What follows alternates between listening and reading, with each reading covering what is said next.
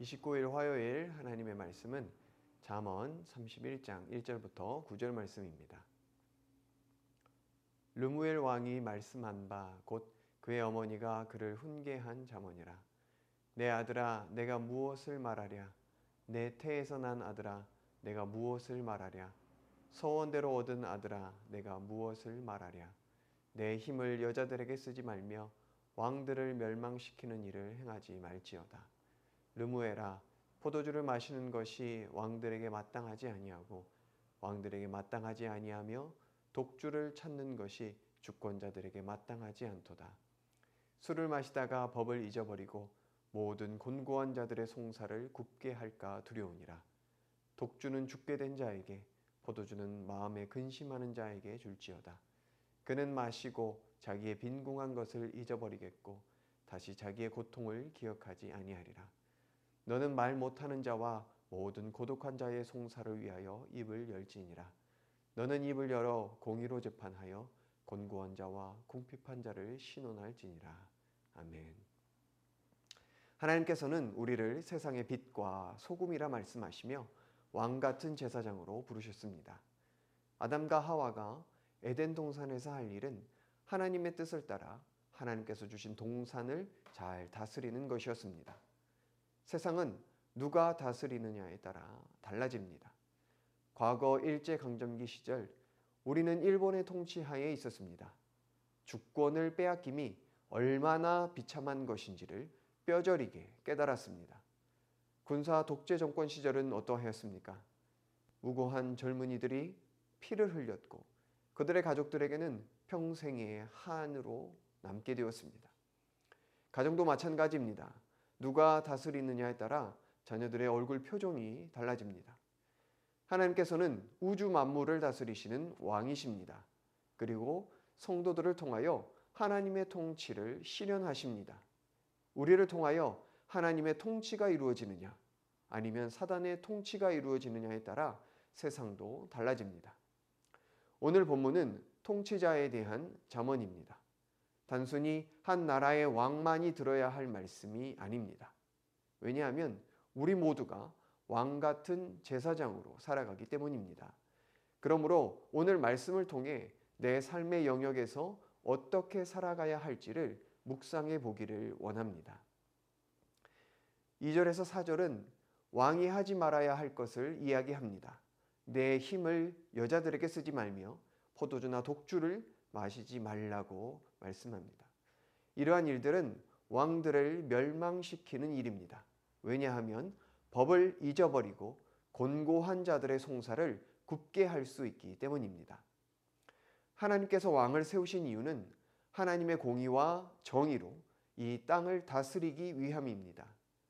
다윗이 하나님의 마음에 합한 왕이 될 수 있었던 것은 자신의 통치력이 아니라 하나님의 공의와 정의가 흘러가게 만들었기 때문입니다. 하지만 아담과 하와가 에덴 동산에서 쫓겨났던 이유는 무엇인가요? 자신들의 욕망과 욕심이 하나님의 통치를 대신했기 때문입니다. 이스라엘이 바벨론의 포로로 끌려간 이유가 무엇입니까? 하나님의 다스리심을 거부하고 이방 나라를 의지하며 우상신의 다스림을 받으려 했기 때문입니다. 우리는 반드시 누군가에게 영향을 미치며 통치권을 행사합니다. 그것이 친구와의 관계일 수도 있고 직장에서의 관계일 수도 있습니다. 그곳에서 우리는 누구의 통치가 임하게 하고 있는가? 하나님의 공의와 정의가 흘러가는 통로인가? 아니면 욕심과 욕망이 흘러가는 통로인가? 어떤 통로로 쓰임받느냐가 내가 속한 곳의 모습을 결정합니다. 본문 8절에서 9절에서는 통치자들이 해야 할 것을 말씀합니다. 말 못하는 자와 모든 고독한 자의 송사를 위하여 입을 열라. 너의 입을 열어 공의로 재판하여 곤고한 자와 궁핍한 자를 신원하라 라고 말씀합니다. 여기서 말 못하는 자, 고독한 자는 신체적 문제를 가진 사람만이 아닙니다. 힘없고 가난하여 자기 목소리를 제대로 낼 수 없는 자들입니다. 자기 권리를 찾지 못하고 잊혀진 사람들, 소외된 자들입니다. 우리가 할 일은 그들의 입이 되어 억울한 일이 없게 하라는 뜻입니다. 세상은 계급 구조화되어 있고 기득권에 의한 억압이 존재합니다. 가난하고 연약한 자들에 대한 학대가 여전히 일어나고 있습니다. 미얀마처럼 아직도 군부 독재로 무고한 이들이 피를 흘리고 있습니다. 이슬람에서는 여자는 사람도 아닌 것이죠. 우리 주위에서 여전히 많은 사람들, 특히 가난하고 연약한 자들, 아이들과 여자들이 억울함에 신음하며 고통당하고 있습니다. 왕이 해야 할 일은 그들을 신원하는 것, 억울함과 불평등이 아니라 공의와 정의가 흐르게 만드는 것입니다. 하나님께서는 우리를 왕 같은 제사장으로 부르셨습니다.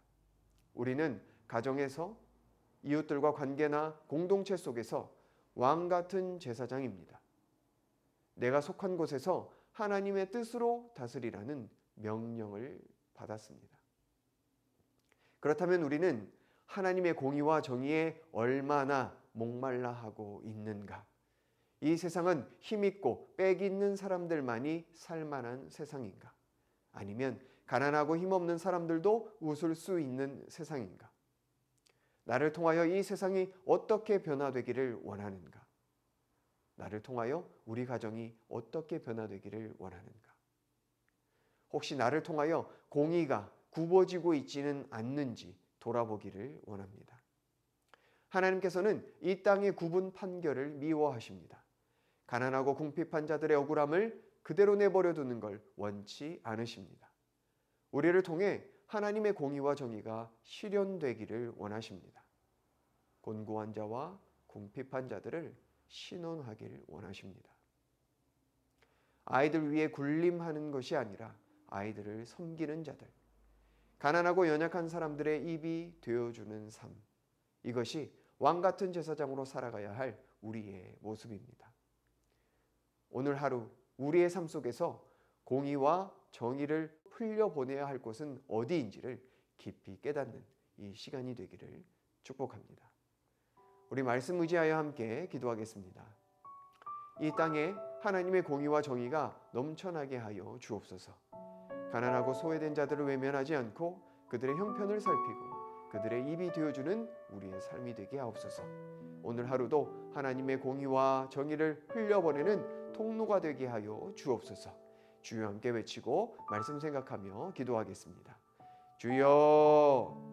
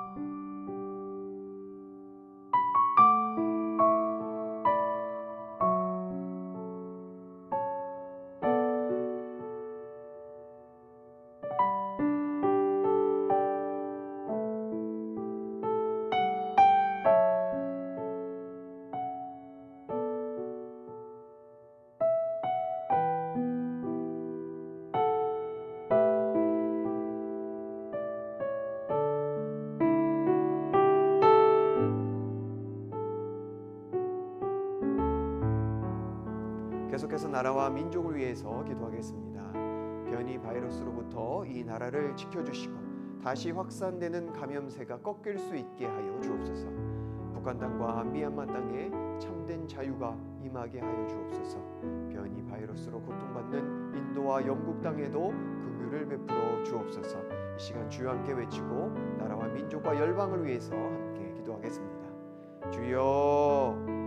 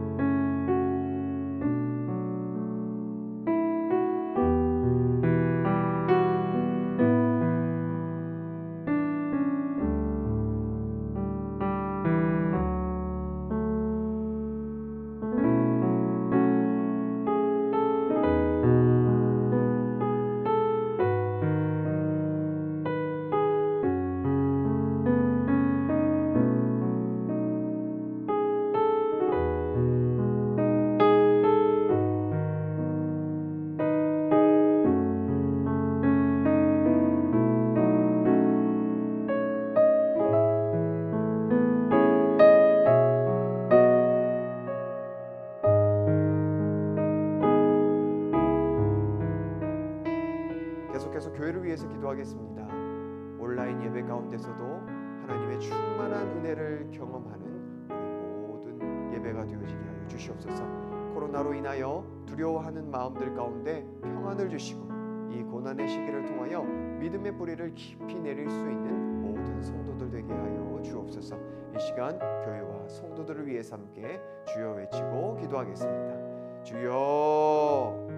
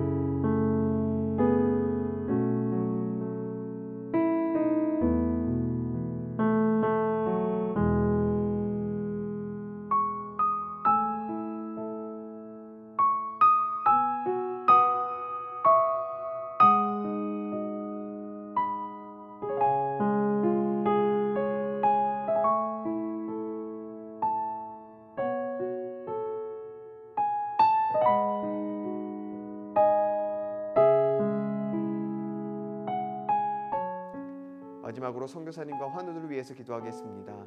오늘은 탄자니아 조병훈 허선옥 선교사님, 한 달 동안 방학 중인 미션스쿨 아이들이 주님과 동행하는 삶을 살게 하여 주옵소서. 학교 강당과 로티아 지역 교회 지붕 공사가 안전하게 이루어지게 하여 주옵소서. 환우들 위해서 기도하실 때 김인혜 집사님, 김영자 권사님, 김찬준 집사님, 정승군 권사님, 김몽남 권사님, 조금열 집사님, 안행순 집사님, 최혁기 성도님, 정송혜 집사님 어머님, 김광순 집사님, 이길태 집사님, 박문천 집사님, 환우들의 몸과 마음을 회복시켜 주옵소서.